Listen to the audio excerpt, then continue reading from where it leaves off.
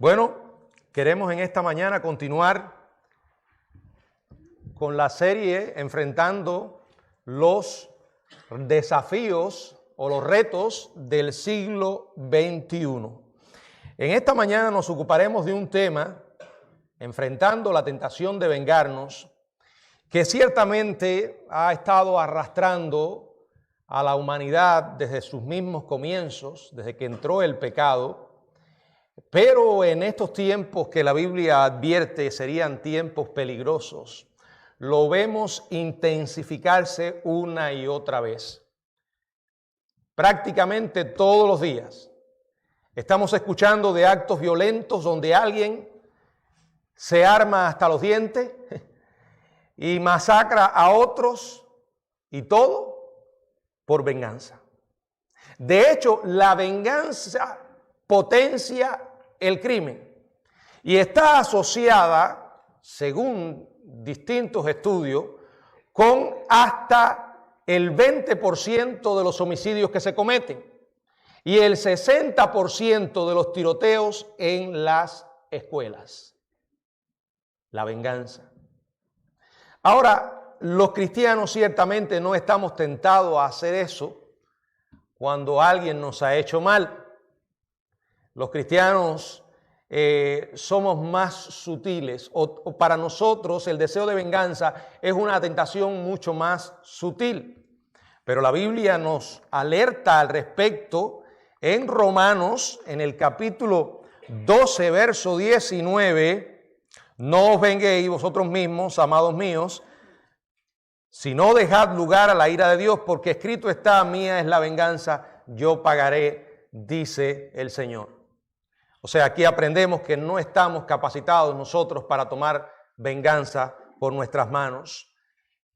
Y también aprendemos que, aunque la venganza es un pecado para nosotros, la Biblia llama a nuestro Dios el Dios de la venganza.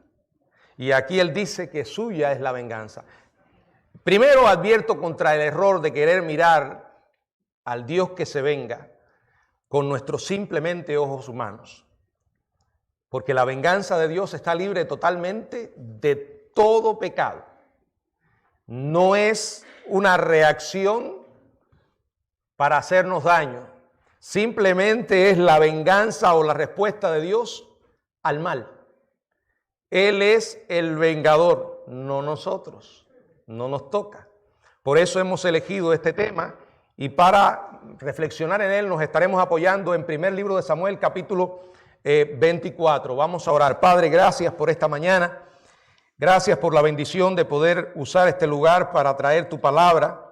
Nos ponemos totalmente en tus manos, suplicándote que nos ilumines con tu espíritu y que nos uses, Señor, para hablar a cada una de nuestras vidas. Permite en esta mañana que si alguien aún no conoce a Jesucristo como su Señor y Salvador, que esta pueda ser una oportunidad de salvación. En tus manos, Señor, nos ponemos y te lo pedimos todo en el nombre de Jesucristo. Amén. Bueno, si alguien nos maltrata, es muy humano que nos encontremos pensando en el desquite. Afortunadamente, Dios comprende muy bien que los humanos tenemos dificultades para relacionarnos unos con otros. Necesitamos ayuda. Necesitamos su ayuda, especialmente en esta área de nuestra vida.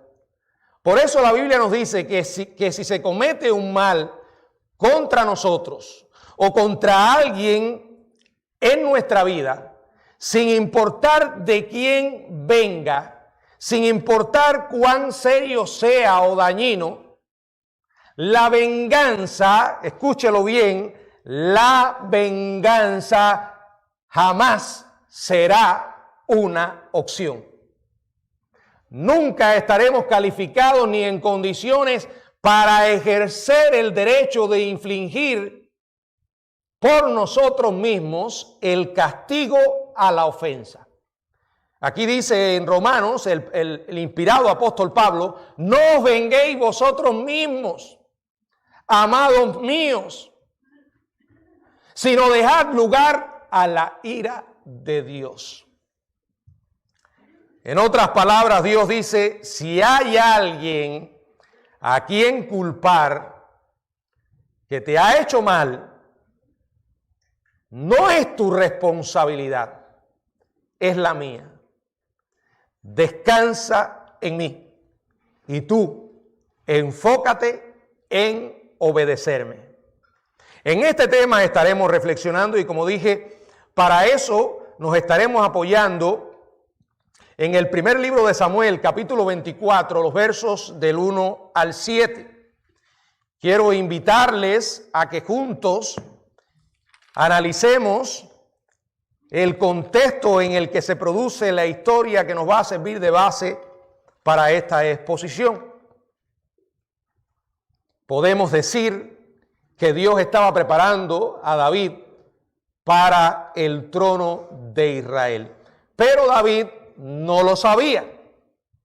Lo único que sabía era que tenía un enemigo que le estaba siguiendo los pasos. Alguien que estaba decidido a hacerlo desaparecer.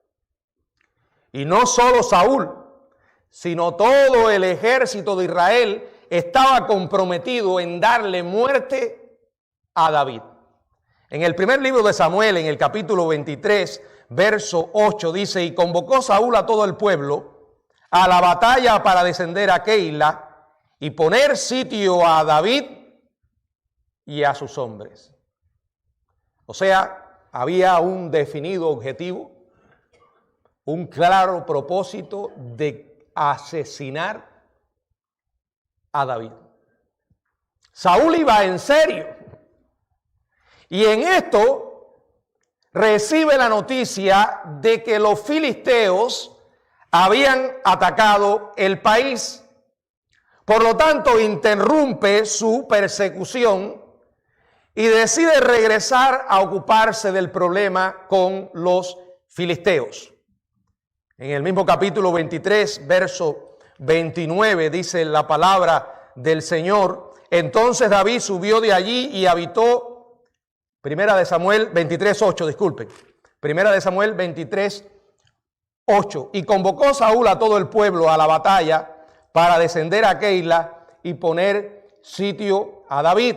Luego el 29, que es el que estamos buscando. Entonces David subió de allí y habitó en lugares fuertes. En-Gadi era un oasis en el desierto.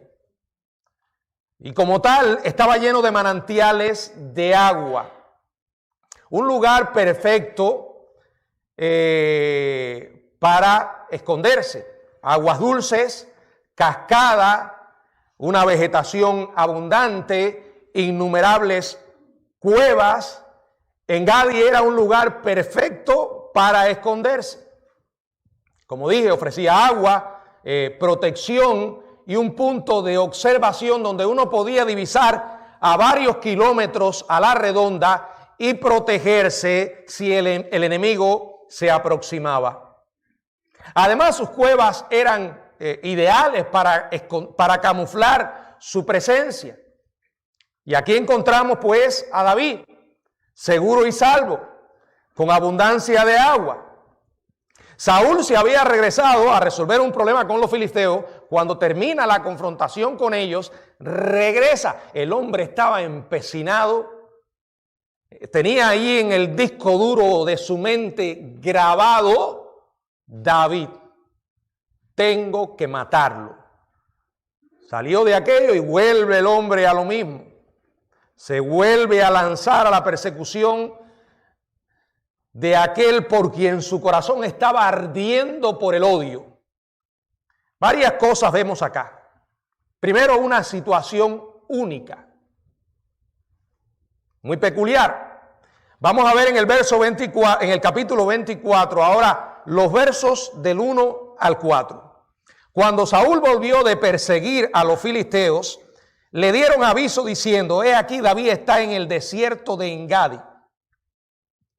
Y tomando Saúl 3,000 hombres escogidos de todo Israel, fue en busca de David y de sus hombres por las cumbres de los peñascos de las cabras monteses. Y cuando llegó a un redil de ovejas en el camino, donde había una cueva, entró Saúl en ella para cubrir sus pies, y David y sus hombres estaban sentados en los rincones de la cueva. Entonces los hombres de David le dijeron: he aquí el día de que te dijo Jehová, he aquí que entrego a tu enemigo en tu mano, y harás con él como te pareciere. Y se levantó David y calladamente cortó la orilla del manto de Saúl. Bueno, David tuvo un problema de emergencia. Se tuvo que meter en una cueva de Saúl. Y dice la Biblia que fue para cubrir los pies. Bueno, esa frase a nosotros no nos dice absolutamente nada. Pero en el contexto hebreo, esto era un eufemismo que se refiere a una evacuación. O sea, tuvo un problema de hacer sus necesidades. Y eso es lo que quiere decir cuando habla de cubrir los pies. O sea, fue a hacer una evacuación. Ustedes saben que la persona, para hacer esto, tiene que agacharse y su ropa interior se echa a sus pies. De ahí viene la expresión cubrir los pies. O sea, este hombre estaba enfermo por el odio. Tenía un enorme deseo de venganza. Y en medio de eso, escucha el llamado de la naturaleza. Por lo que entra y está de cuclillas en una cueva. Y en esa misma cueva estaba David escondido con sus hombres. Piense qué situación más frágil para Saúl. Qué vulnerabilidad. Qué tremenda oportunidad para David salir del problema que tenía, del enorme problema que Saúl le causaba. Primero, el que vieran a Saúl en ese momento ya era bastante vergonzoso, embarazoso. Y más aún para estar en la presencia misma de un enemigo. O sea, eso ya era terrible. Y él no tenía la más mínima idea de lo que estaba pasando mientras él estaba enfocado en su necesidad. Ahora, quiero que piense esto, hermano. Usted puede evaluar si una persona es carnal o no en base a lo que sea capaz de decir. A veces hablamos cosas que realmente no sentimos. Pero nada más efectivo que la conducta y la actitud de alguien frente a una situación específica. Si usted quiere saber si alguien es una persona carnal o espiritual, pregúntele qué haría cuando viera a su enemigo en una situación así de vulnerable. Honestamente, a menos que se trate de una persona de Dios, le va a decir que aceptaría el golpe, que no dejaría pasar la oportunidad.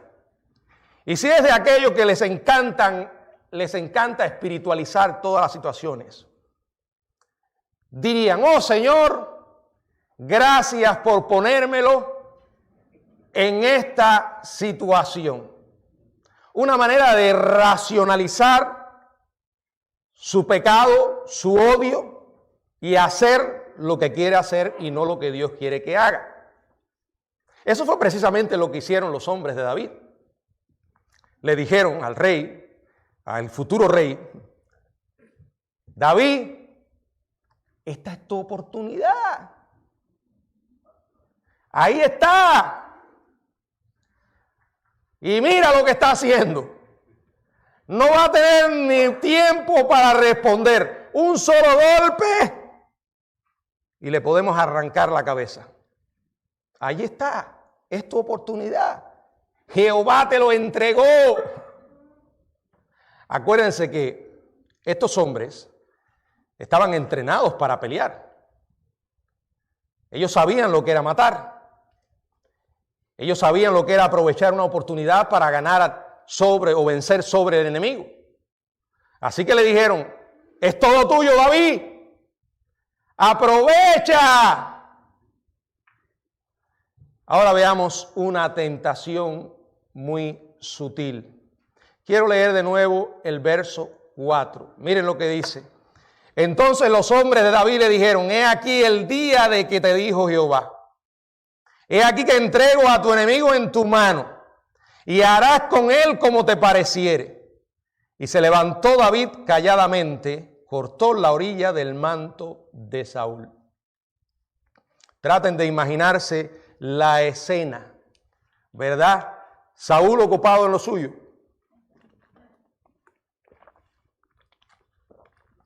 Si fuera en los tiempos modernos, ahí estaba Saúl leyendo el periódico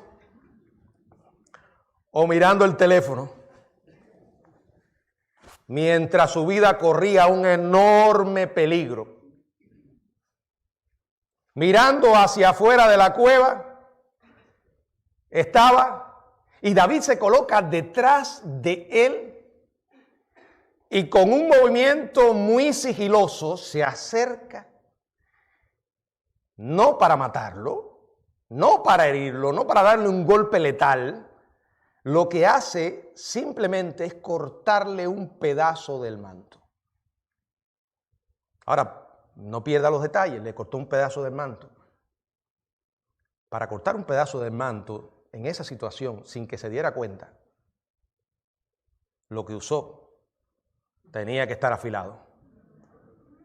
Si no, la cosa no le hubiera funcionado. O sea, el arma estaba lista para dar un solo golpe.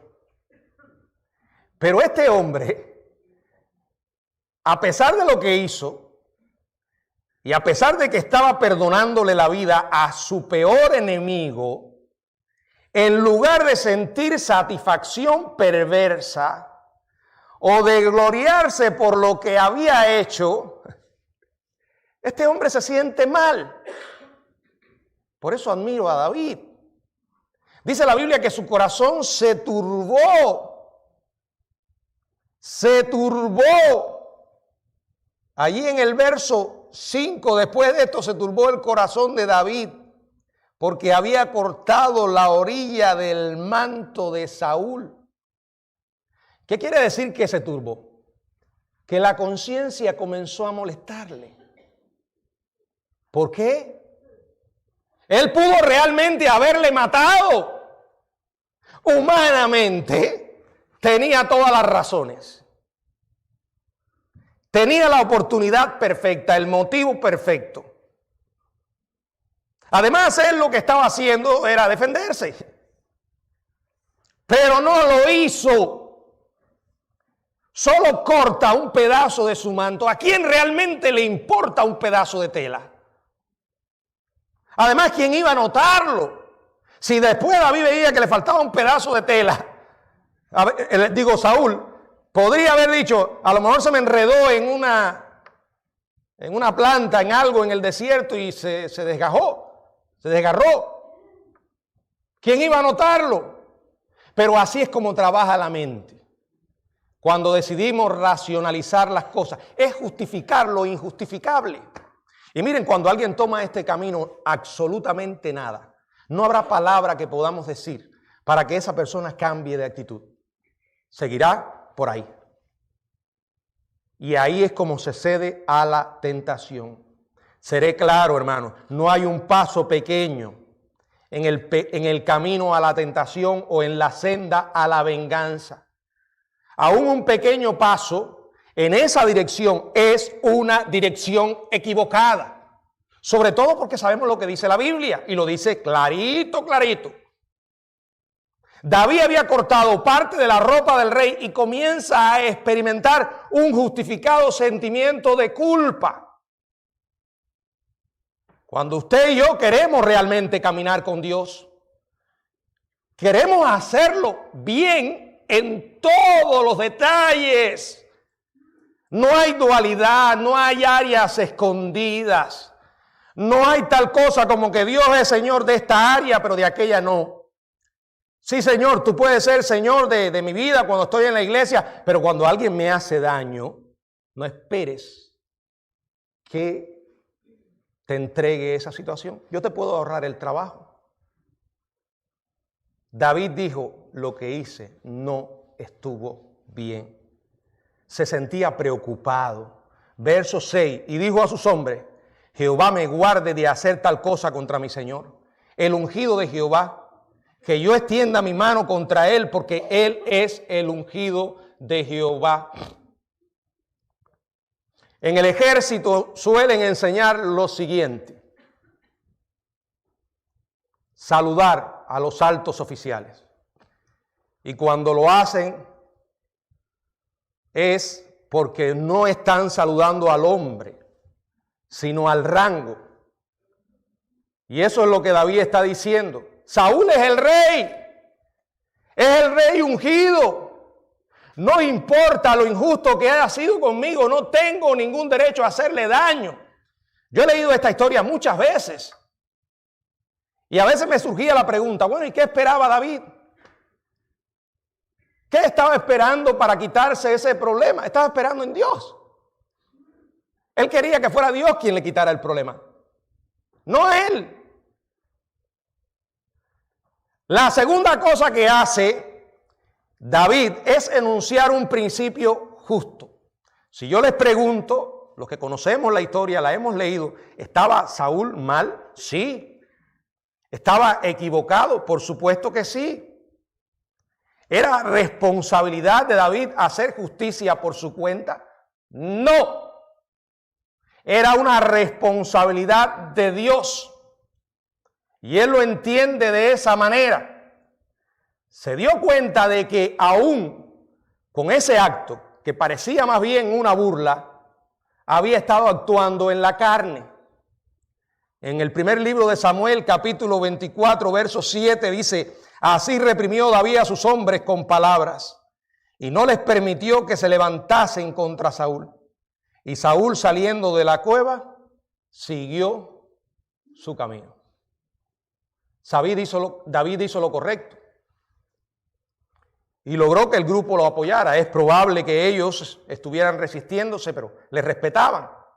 Él les reprime con palabras. Vuelvo a pensar, no lo hicieron probablemente de buena gana, pero él estaba defendiendo un principio justo para convencerlos. Ese cortadito de tela podía parecer una burla si el rey se enteraba o si alguien se lo decía. Es importante, hermano, que recordemos esto cuando nos encontremos en una situación similar en la que no sabemos qué hacer. Cuando ha comprometido sus convicciones dejándose llevar por la racionalización y está flaqueando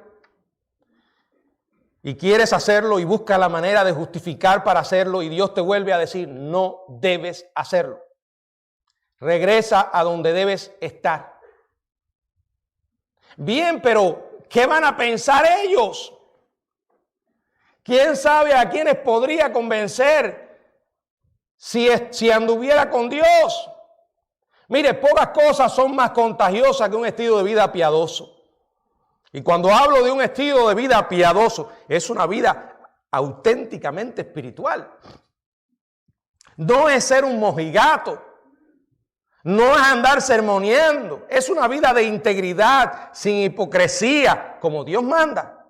Es una vida que le importa lo que Dios dice, lo toma en cuenta y trata de obedecerlo. David convence a sus hombres porque en tercer lugar tenía una absoluta confianza en Dios. En primer lugar, Dios era real para David. No era un concepto teológico, no era una idea, es una persona real que David había involucrado en su vida. ¿Es eso Dios para nosotros? Mucha gente habla de Dios, menciona a Dios, pero con sus hechos lo niegan. No proclaman que Dios es importante para ellos. Puede que con la boca transmitan un mensaje, pero con sus actos transmiten otro diferente.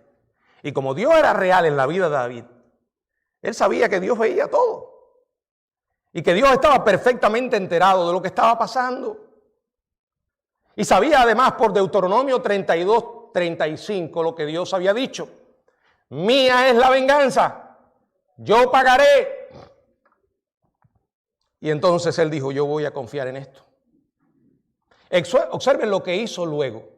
Verso 8. También David se levantó después y saliendo de la cueva dio voces detrás de Saúl diciendo, mi señor el rey. Y cuando Saúl miró hacia atrás, David inclinó su rostro a tierra e hizo reverencia. Saúl termina su asunto en la cueva, sale de ella, más o menos al mismo tiempo David sale de la cueva con el pedazo de tela en la mano y le grita al rey que se encuentra al otro lado del barranco. No solo alerta al rey, su implacable enemigo, increíble, mire lo que dice, se inclinó ante él. Ahora vemos una conversación poco común. Verso 9. Y dijo David a Saúl, ¿por qué oyes las palabras de los que dicen, mira que David procura tu mal? ¿Qué es lo que está haciendo David? Bueno, él es una víctima. Contra él se está cometiendo una injusticia. Y cuando han sido injustos con nosotros, es necesario aclarar la verdad al enemigo. O sea, el confiar en Dios, el saber que Él es el vengador, no es un llamado a cruzarnos de brazo, no es un llamado a quedarnos en total pasividad. Es importante aclarar el asunto. No importa quién sea el enemigo, hay que aclarar las cosas.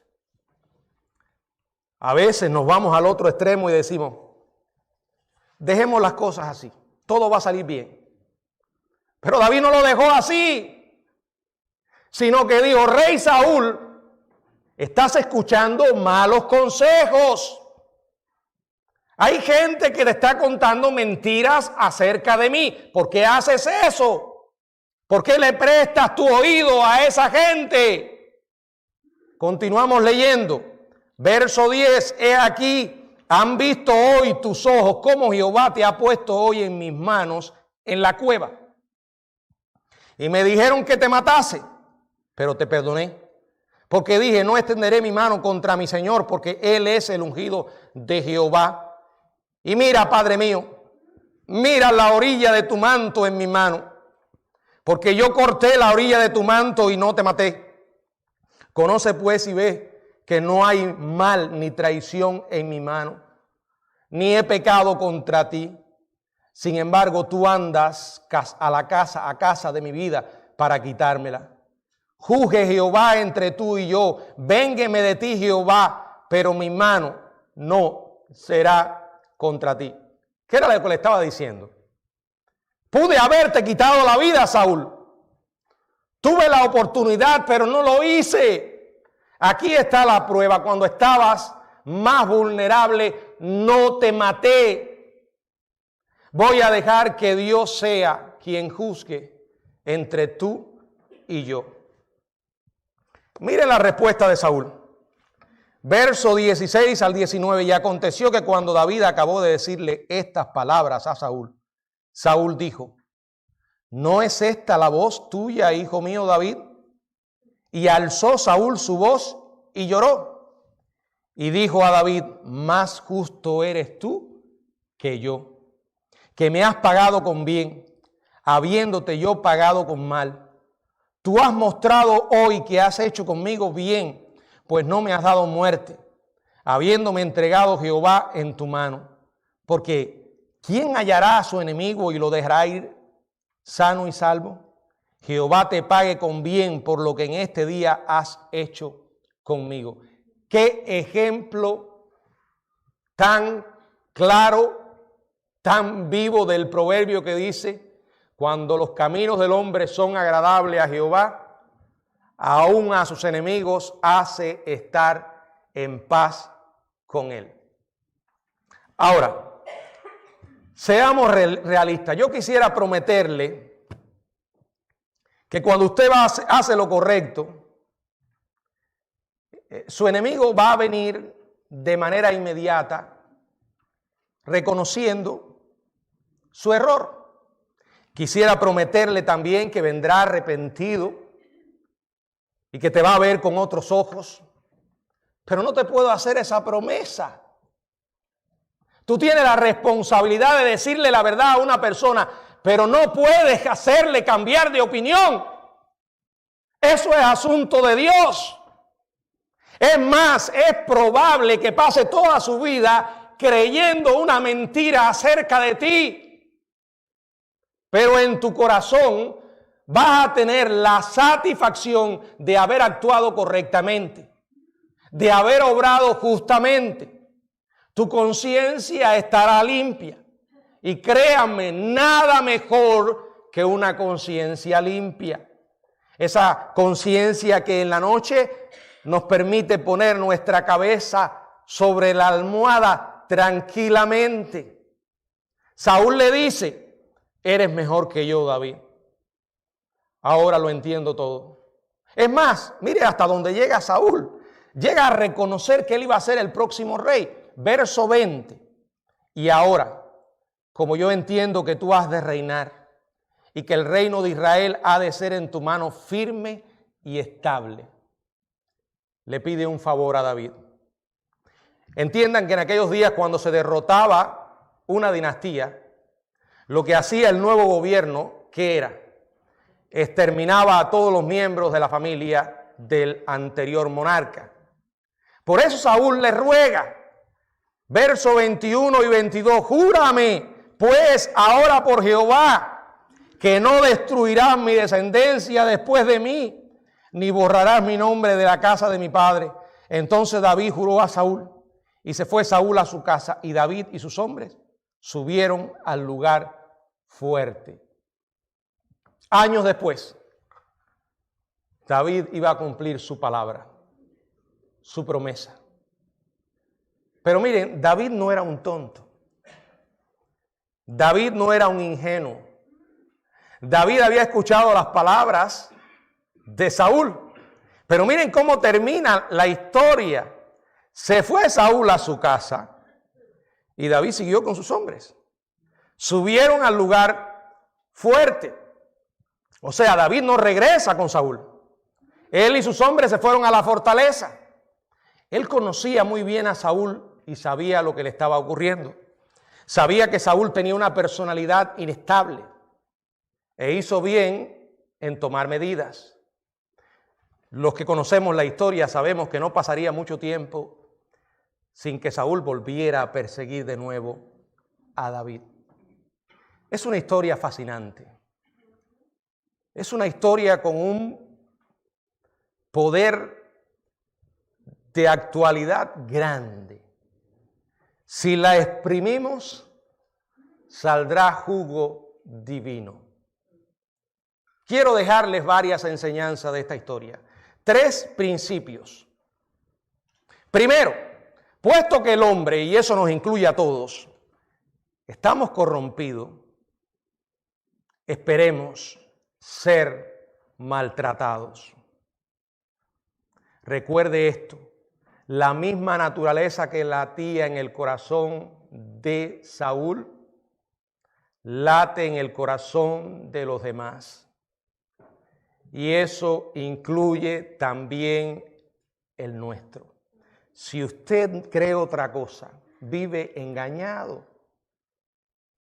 Ya sea que tú seas la persona que estás dando el maltrato o el agravio a otro, o ya sea que lo estés sufriendo, es importante que reconozcas que es un pecado, ya sea tuyo o el de otros.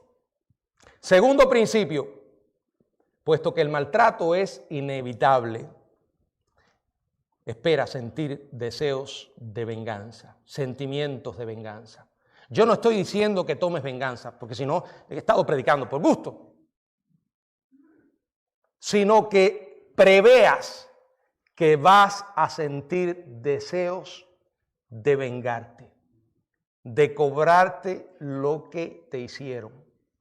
Puedes estar seguro de que lo tendrás. Yo no sé si usted es un ser humano y tiene sangre en las venas, con todo lo cristiano que sea, al menos la respuesta primaria va a ser ajustar cuentas, cobrarnos lo que nos hicieron. Tercero, puesto que el deseo de venganza es previsible, niégate a actuar carnalmente. Por eso fue que David salió ganando. Sus hombres le dijeron: David, mátalo.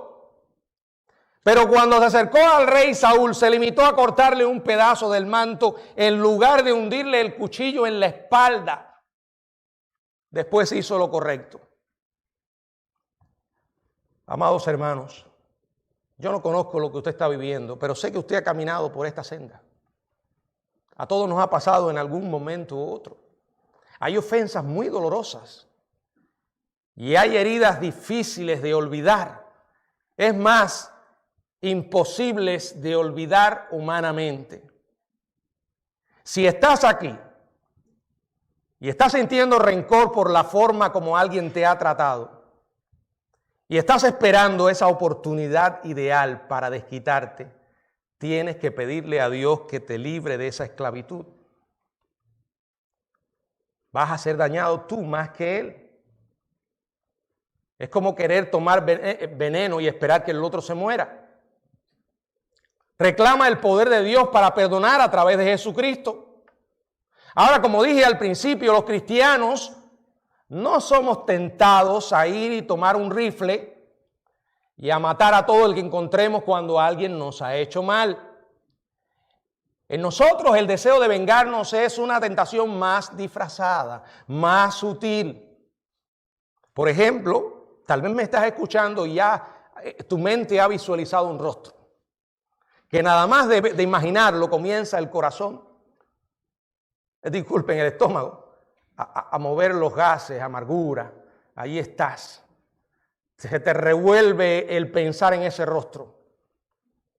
Puede ser el rostro de tu jefe, un tipo insoportable, maleducado, falta de respeto, pero es tu jefe.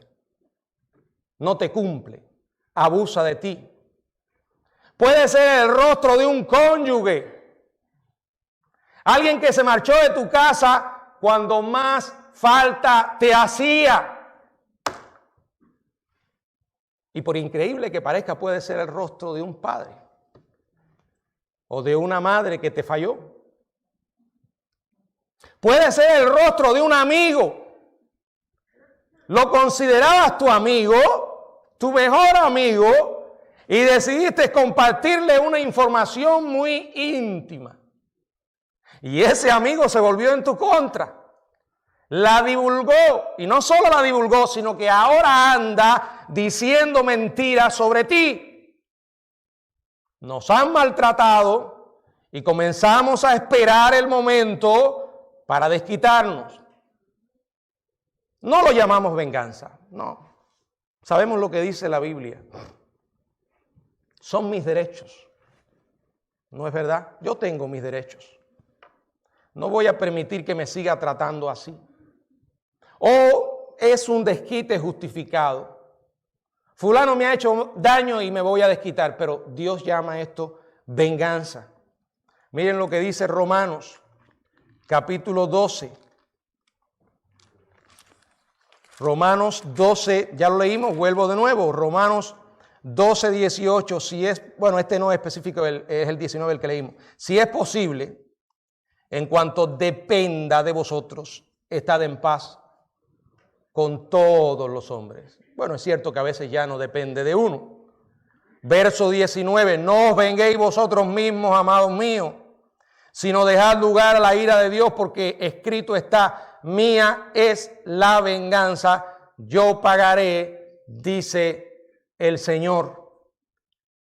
Verso 21, no seas vencido de lo malo, sino vence con el bien el mal. La pregunta es, ¿con cuánta frecuencia debo vengarme? ¿Con cuánta frecuencia debo vengarme? ¿Qué dice Dios? Nunca.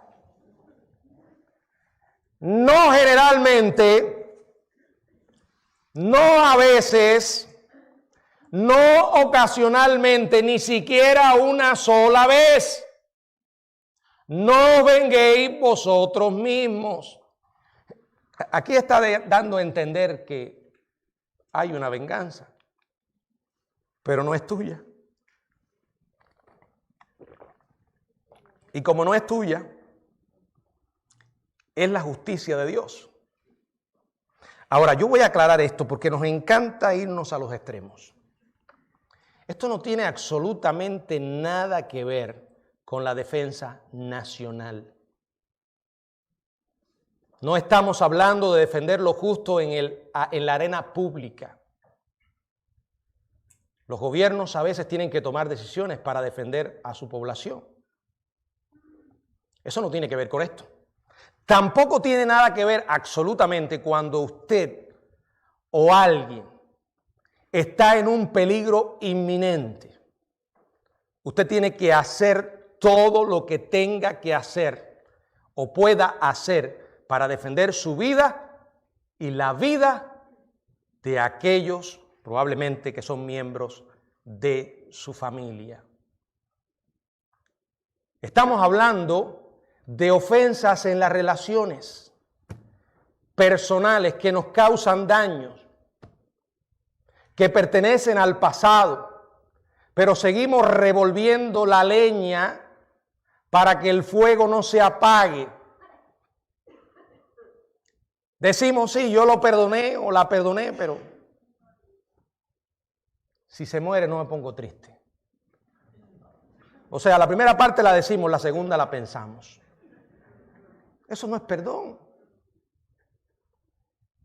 No es perdón esperar que de pronto su mente se borre, el disco se borre y usted no recuerde. Hermano, eso es imposible. Si usted está pensando que perdón significa literalmente olvidar. No, pero la Biblia habla de olvidar, que Dios olvida. Y tú vas a creer que cuando Dios olvida es que Dios sufre un apagón mental y se le olvidó lo que hiciste. No. El término olvidar significa ir por encima de. Cuando recuerdas, no recuerdas con esa amargura. Y has tomado una decisión de ir por encima de. Hay gente que dice, bueno, yo no he podido perdonar porque todavía lo recuerdo.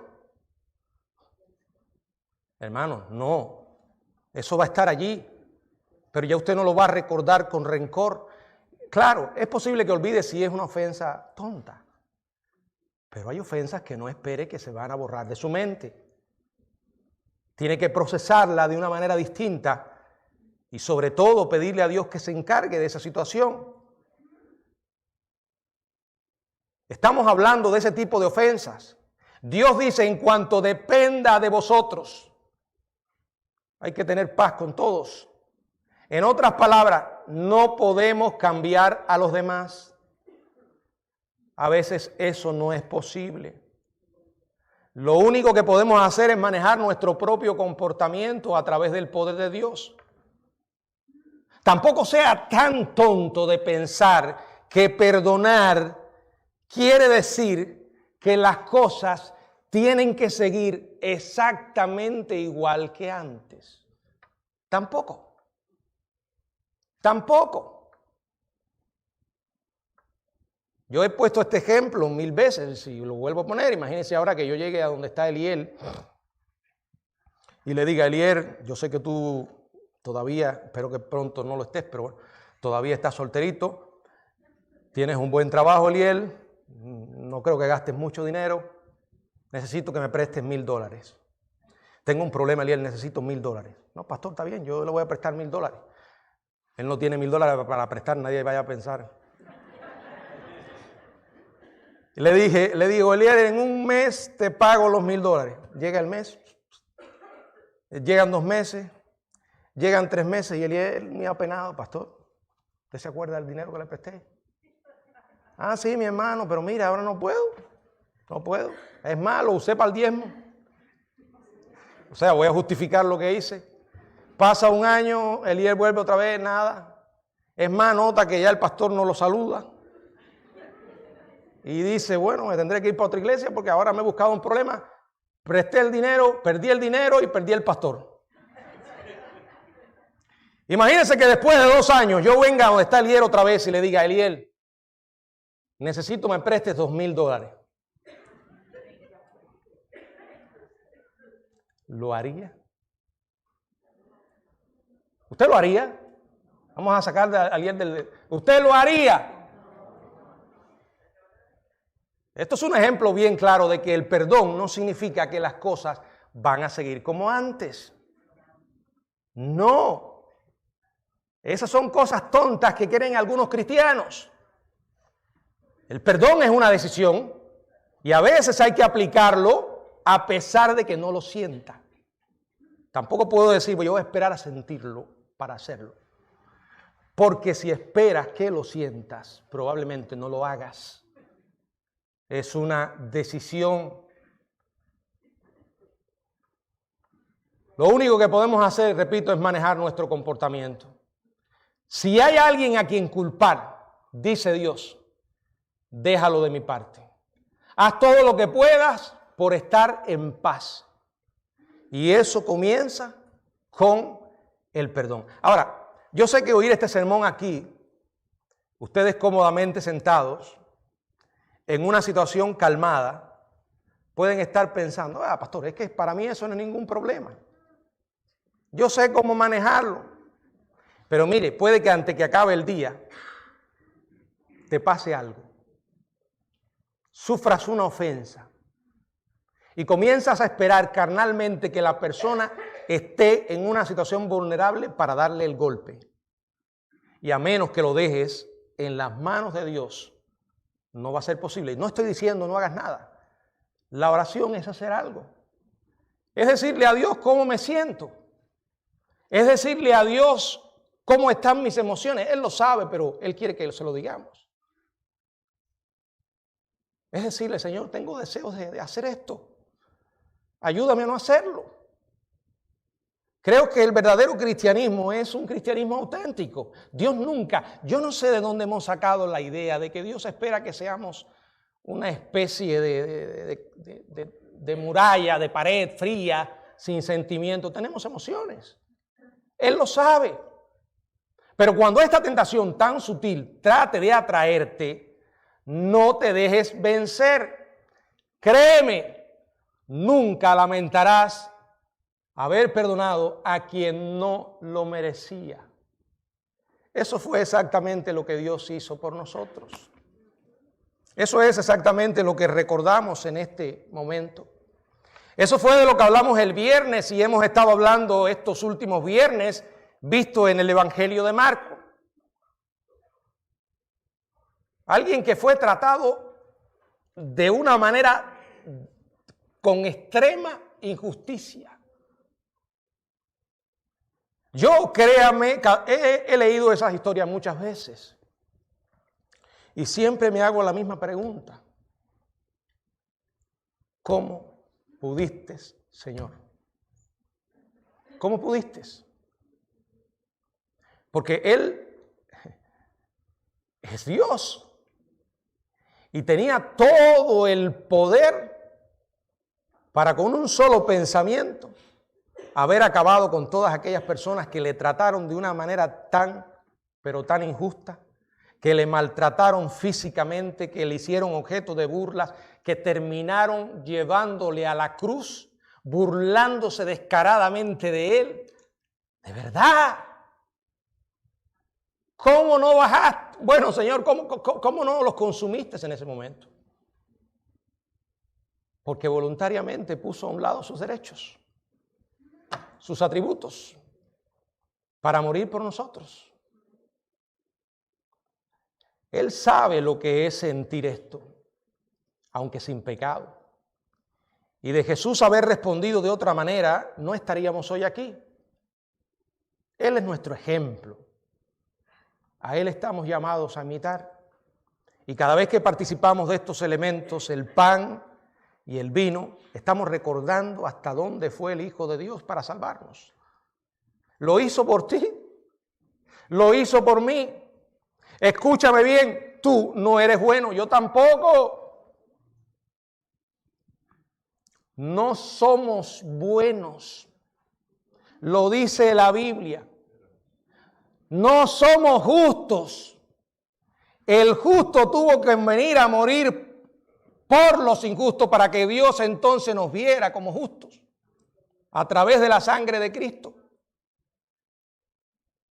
Ayer estaba viviendo con mi esposa, ya después que empecé, a veces uno dice, bueno, no tengo que terminarlo, ¿no? Yo no sé cuántos de ustedes oyeron la historia de Samantha Wax, creo que es. Es increíble, hermanos. Desde que comencé a ver aquel documental, ya me imaginaba cómo iba a terminar. Y ustedes saben lo que yo suelo hacer, ¿no? Tengo que buscar las noticias. ¿Qué pasó aquí? Un padre que asesina a su esposa, a sus 2 hijas pequeñas y a una tercera criatura que estaba en camino en el vientre de su esposa.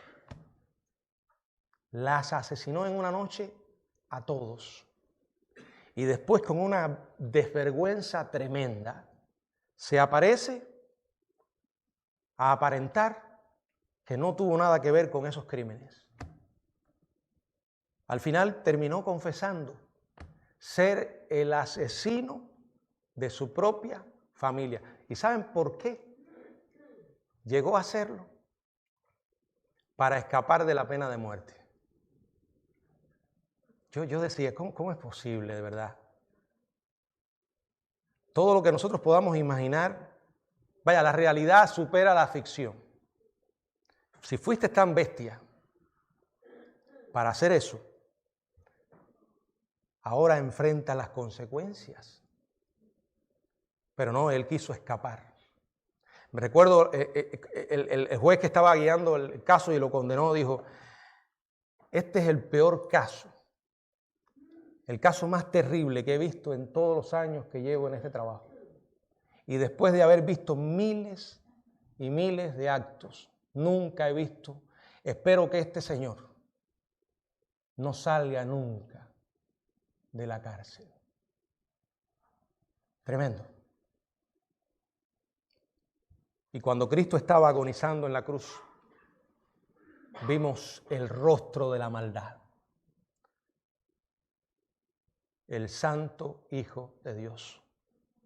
Salvación es mirarlo a Él y darnos cuenta de quién es Él.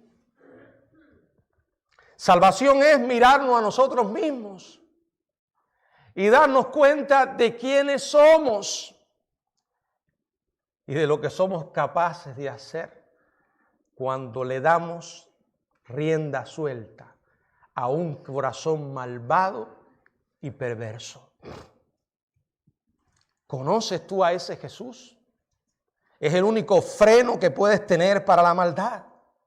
Yo quiero invitarte, por favor, que en el día de hoy te arrepientas de tus pecados, de la maldad que hay en tu corazón. Tal vez tú no hayas asesinado a tu familia, no.